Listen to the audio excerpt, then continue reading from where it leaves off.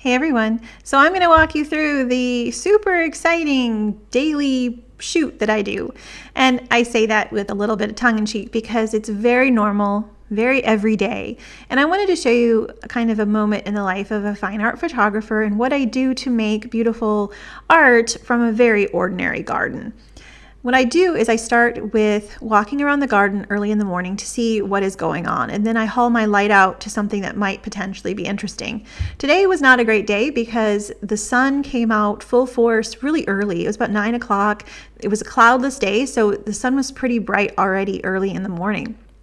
And you can see here that the tulips were looking normal, but not very exciting. And you can see how bright the sun is. This is what I do as a recording shot, sort of a realistic view of what it looks like to the eye. And then I do a couple pullbacks looking for relationships between flowers. I'm always looking for a little bit of an anthropomorphic bent. I'm looking for either a connection between two flowers, some interesting line or shape expression from a blossom or stem or leaf. And tulips are great at expression.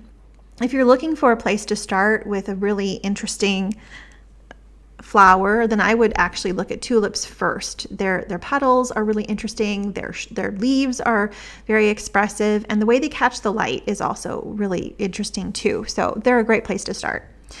To give you an idea of what the modifier looks like, it's a 43 inch umbrella with a diffusion, and the light is being forced full blast into the interior of the white umbrella and then bounced back onto the little flowers. And you can see this isn't very exciting. I thought maybe this big bend in these two, that we had a rainstorm yesterday and it forced them into an awkward position. I thought that might be fascinating, but it almost portrays too much struggle. Like it feels like they're bent over or aging, or it has a less of a romantic look or feel that I was looking for. I could probably turn it into something expressive in fine art, but it felt just a little bit too heavy for where I was going. I shoot two ways. I shoot with RAW plus JPEG, and the RAW, of course, is more intense and deeper in tone. And then I tend to use a very neutral, creative style, which has a very muted color profile, naturally more desaturated than the RAW. And depending on the file, I will edit the RAW or the JPEG. JPEG saves some time, especially if I get it 90% right in camera. So that is going through my thought processes for shooting, and I wasn't really getting much until I stumbled across this little guy. The way that the head was nodding down, it felt very, I don't know, it just felt more expressive in a calm and pretty way. And so I decided to sort of hone in on this blossom. There was this intrusive bud here, which I found unattractive. And so I went through and I kept shooting. And eventually I think I found one that felt a little bit more natural to me. So this is stepped back just slightly and slightly to the left compared to the previous image. And this petal is not really, blossom is not really intruding that much anymore. And I like the inclusion of the full leaves as opposed to just part of the leaves. And I liked this one. So let's do a nice image of this. What I like to do first is to figure out the crop. And I'm actually going to go with the JPEG this time. So I'm going to scoot over to the next file. I'm starting there because the shadow details are already recorded. I would have to do more editing with the RAW, and whatever works for you is the way to go. And this works for me. I like to shoot with a 2:3 ratio and then crop to a 5:7. Reason being, 5:7 is a very comfortable place to start. It's also the European size A4, or the A0, A2, A3, all the A sizes in that kind of crop ratio. So it translates well to printing on paper at home if you have that size paper, or if you have it done at Kinko's or wherever if you're trying to print really large. But 5:7 is a good starting point for me. And then I look to see, is there anything that I need to change here? Is there anything that I need to fix? And I do want to clone out a couple little things. So I'm going to take this image over into Photoshop. I could do this all in Lightroom as well, but I often find that cloning and doing that kind of editing just works better over in Photoshop. I'm going to grab my spot healing brush, make it a little bit bigger, and just kind of scrub it. Oops, what was that? That was not the right thing. That was the eraser tool. Let me go back to the spot removal brush and remove anything that is intrusive. I am going to actually use a gradient to soften this crazy chaos that's back here. So let's do that now. I'm going to grab the front foreground color and I'm going to choose a dark green. I could choose it directly from the image as well and go up to using this little half circle and go to gradient. Now I want to move the linear gradient to the top, so I'm going to move this line to the bottom. And then I want to play with that. So I'm going to double click on it, make sure that it's activated. Whoops. Double click on it. Why is it doing that? Here, just a second. There we go. Move this off to the side and I'm going to drag this down a bit. Now I want to remove the flower and bring it forward. So I'm going to go to the background, grab my object selection tool and select the flower. And I want to make it probably 50%. Make sure that it's black and start to remove that. And I want to remove it 100% from the interior, but be a little bit careful about feathering it on the side. And I don't know why this is highlighted there, so I'm going to actually use the X key to go back to white and not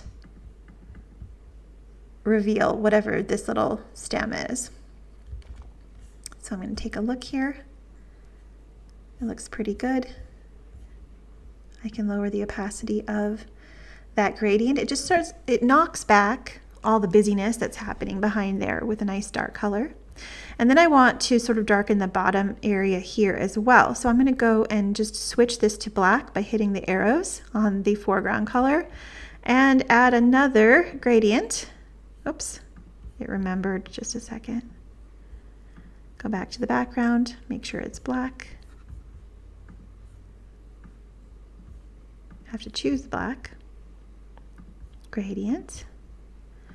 And I'm going to pull this down and then adjust the angle of it.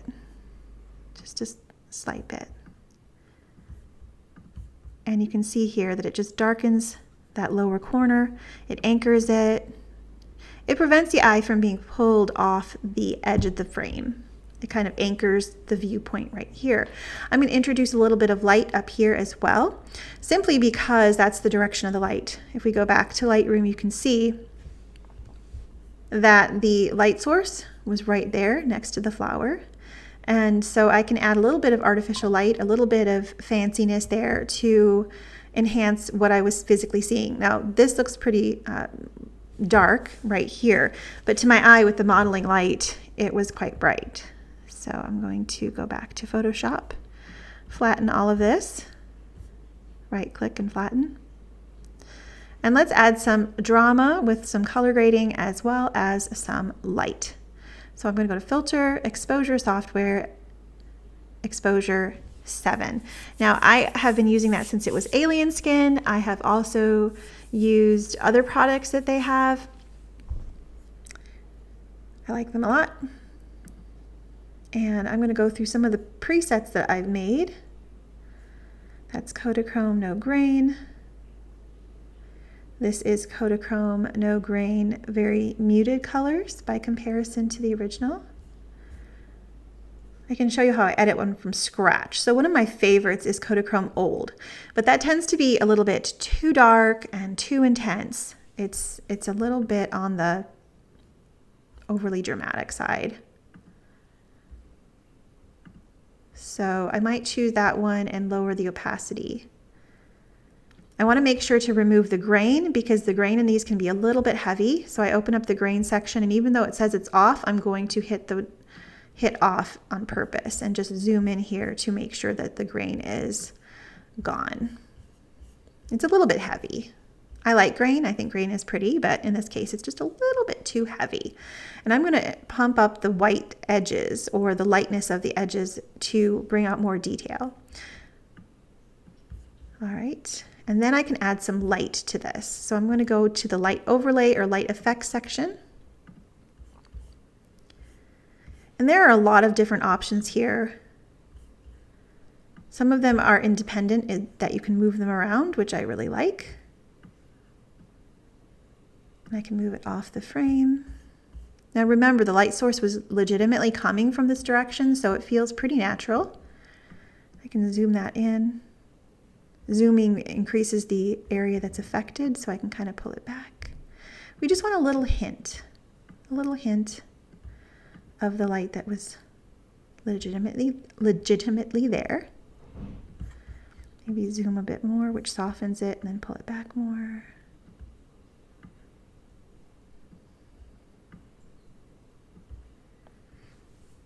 I think that's working okay. And they actually have textures here as well. So I usually don't do that in exposure, even though you can add textures. I like to have more control. So I'm going to hit apply to this image. I wanted to briefly touch on what is fine art photography. I consider, in my humble opinion, fine art photography to be photography with intention.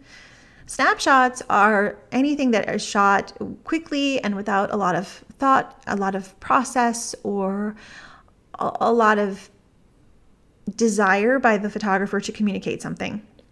A fine art image can be a quick shot, but it usually involves having a predetermined idea, outcome, or at least a desired effect.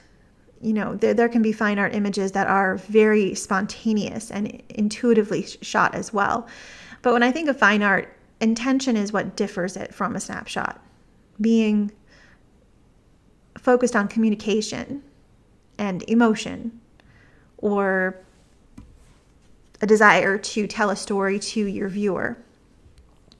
And I love the nature of this one. It just had a lot of personality. And even though the chaos of the garden was there, this way of editing helps to zone in and hone in on the flower. So I'm going to flatten this. And then we're going to bring it back to Lightroom by hitting Command or Control S. So that was what we were working with, and I regret that I didn't catch this moment. There were two tulips that were kind of looking like they were having an argument, and so I might come back to that one. Now, one thing you'll notice here when I bring it back to Lightroom is I have it on a white background. That's very strategic and on purpose. By choosing a white background, it gives me a better idea of how this is going to look in the print. Yes, this is backlit. Yes, it's on a backlit computer, but the white helps to wash out what I'm looking at and gives me a better viewpoint of it. If I did this on black, the image seems a lot more dramatic and brighter. But if I do it on white, it seems a lot more muted. This helps me to get a better sense of the print, and it shows me that I have a lot of room. I could see that also by just staring at the histogram as well. I'm going to move the whites over and possibly open the shadows a little bit. I can physically move the histogram as well. That might be too much. Let's bring back the darkness. There, and I'm going to move this back to black. It doesn't look too much different, but I think it's going to print better. I'm going to go into my brush tool and add a brush. And to this brush, I'm going to add whites and highlights. And I'm going to kind of make it smaller, and I'm going to try to bring out the details in these interesting leaves. The leaves are so fascinating to me. So I'm going to pinch and zoom and try to bring out some of this detail. I might crank the whites up more, highlights a little bit more.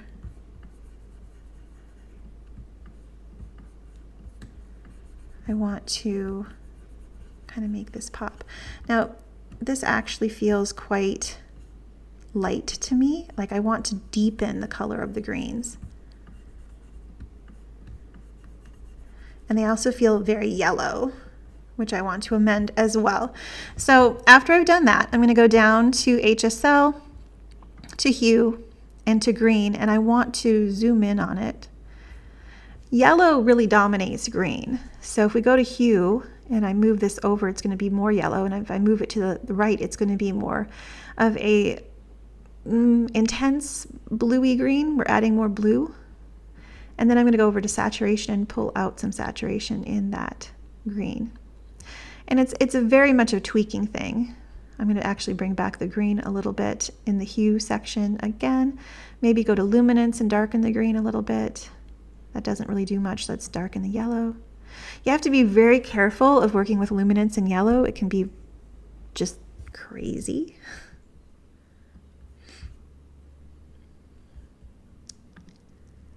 Let's go to yellow. See, I can make it very blue. I'm just looking to have it be a pleasing green color. Going back to green again, or yellow again, sorry.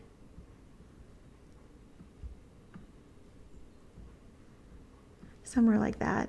And if I find the tonality of the green, the color, the tone, the shade, all of the bits of the green, the luminance, I can always dial in a preset. The one that I did in exposure software gets it very close, but I didn't do it at 100% opacity, so I'm sort of restoring what that did. I like that muted green without it being too yellow. I do have a bit of a texture here that was part of the exposure software, which I neglected to remove.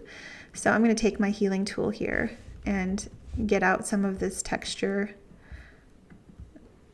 that is too obvious. It's supposed to be like the imperfections of a film slide.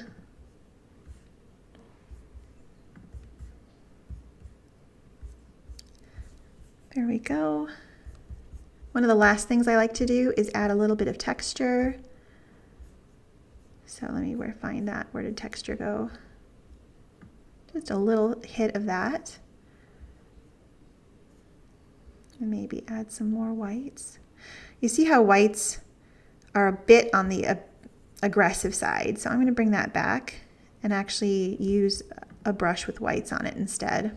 Brush, whites, because I just want it on the green areas. Pushing the drama here in the central band.